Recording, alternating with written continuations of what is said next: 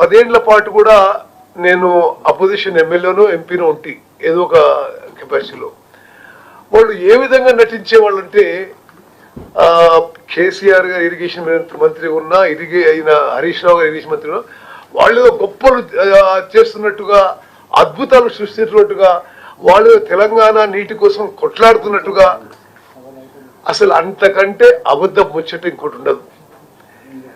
వాళ్ళ అసమర్థత, అవగాహన లోపం, లేక మరి అహంకారమా ఏదో తెలియదు కానీ అన్ని విధాలుగా తెలంగాణలో వాళ్ళ హయాంలో ఇరిగేషన్ శాఖ నీటి కేటాయింపుల్లో తీవ్రమైన నష్టం జరిగింది. కొన్ని విషయాల్లో కోలుకోలేని నష్టం జరిగింది.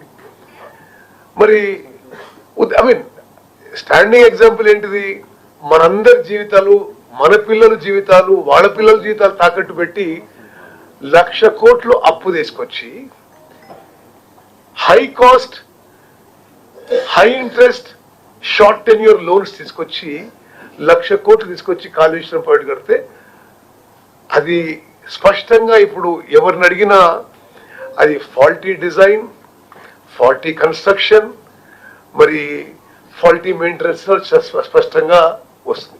అంటే వాళ్ళ టైంలో కట్టింది వాళ్ళ టైంలో కూలిపోయింది. దట్ ఇస్ అ సింబల్ వాళ్ళ యొక్క ఇరిగేషన్ లో వాళ్ళ టైంలో పనితీరుకు అది ప్రతిబింబంగా నేను భావిస్తున్నాను.